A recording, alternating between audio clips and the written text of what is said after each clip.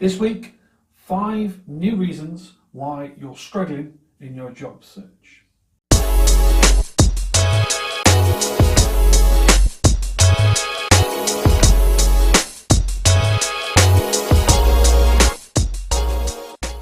I'm going to go into this week a couple of reasons why you're struggling in your job search.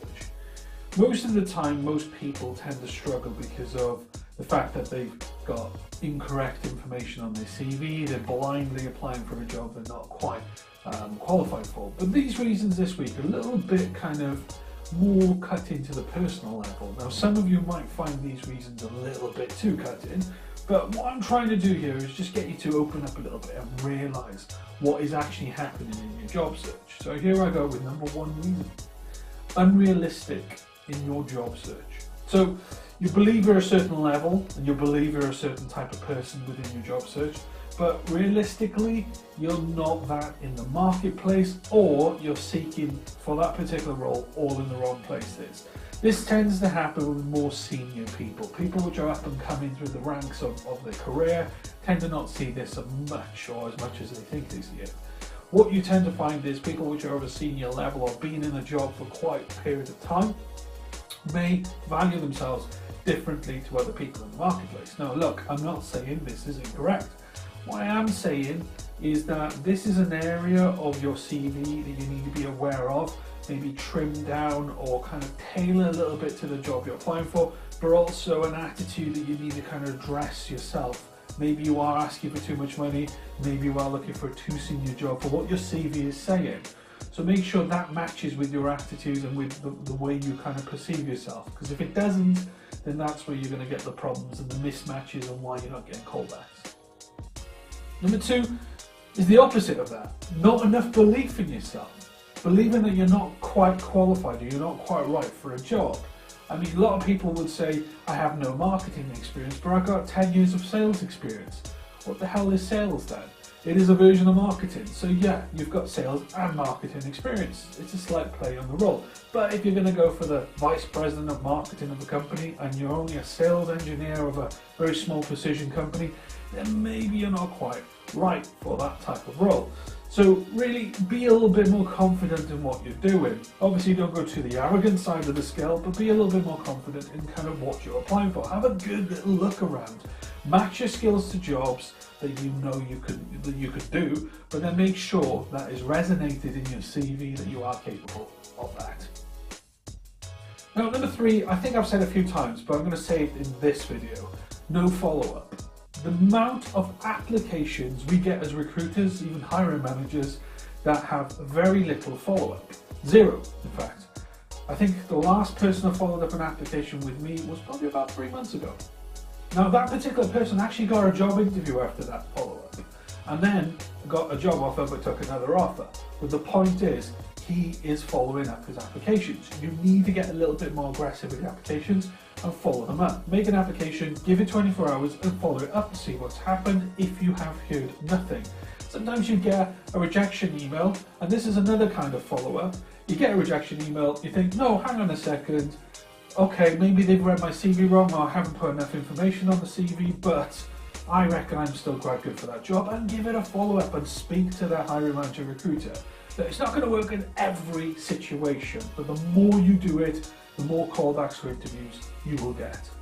Now, this one is something I've observed, so this is more from my personal experience.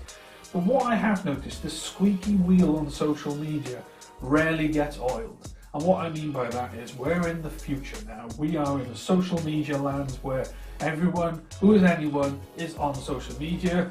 And if you have an opinion or you have a comment or you have basically a negative persona on social media and you're looking for a job, then that's going to cause you some absolute friction in that job hunting. I know that sounds crazy, because I always say to people, if you are looking for a job, head to social media, network, connect with people, have an opinion and have a direction. But what I mean is be positive in your opinion, be complimentive in the way you go about things on social media, because the moment you're that squeaky wheel that gets in front of everyone and moans about recruitment agencies and moans about hiring managers, companies are not going to talk to you. They're going to see that, or some companies have seen that, and especially if you're trying to network in your kind of marketplace, a load of companies can see that, and they'll remember that, because when they do their due diligence, and companies do a search, and they'll find your social media profile with an absolute profanity or opinions that they think, do I need this person in my business? Now, this last one I keep saying, but I think I need to drill it home for a lot of people. Whenever I ask a candidate, why are you struggling on your job search? They can't answer it. So then I ask them, what are you doing? How are you going about your job search?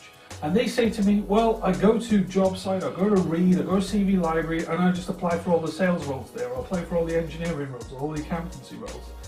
And I say, yes, then what happens? That's it. That's their strategy.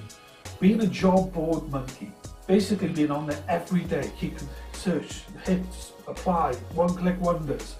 And it's doing your job application profile bad. It really is. You are not going to get very far with that.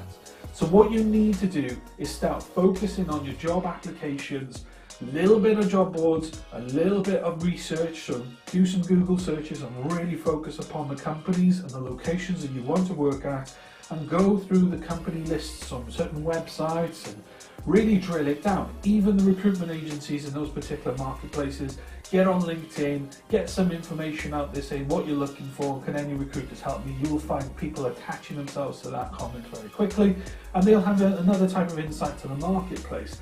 If you're just going to send applications on job boards, what that tends to be, or what that tends to happen for you, is that you're going to get lost amongst other applications. And if your CV isn't 100% match, or 90%, or as the people call it, the 9 in 10 match, then you're going to get lost. And the people which are a little bit better than you are going to get there before you, or, which a lot of people starting to realise, is ATS systems or larger companies use, are not matching you properly. And I'm not saying it's your fault, it's just the way the system works. Then you need to kind of get that one step further forward. Job boards do work for certain types of people.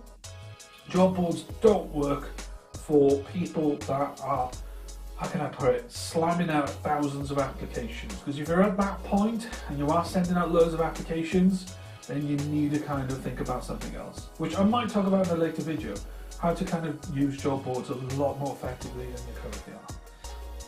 So I hope that helps with your kind of thought process.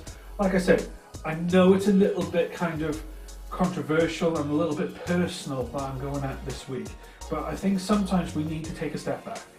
We need to breathe, because we get so involved in life and so involved in our job search. And if you are unemployed and you're struggling to find a job, then that frustration, that anger level is really high, like I talked about in previous videos. So I understand that, but sometimes we need to kind of relax our minds and focus on what we can do and not what we can't do. And I think sometimes that is really down to desperation, why we do that. And, we need money, we need to pay the bills. We need to make sure that our families are provided for and we don't lose the roof over our heads. I get that. But in order to get there, we've got to really think about how we do it. So if you've got any questions or any comments, leave them in the comments below. And otherwise, share and like. Take care. Bye-bye. Why not check out thomaslee.co.uk for the latest jobs in engineering and technical sales across the UK? Or even, how about you check out our blogs and vlogs for the latest thoughts about recruitment and tips on how to find a job and how to find candidates as well?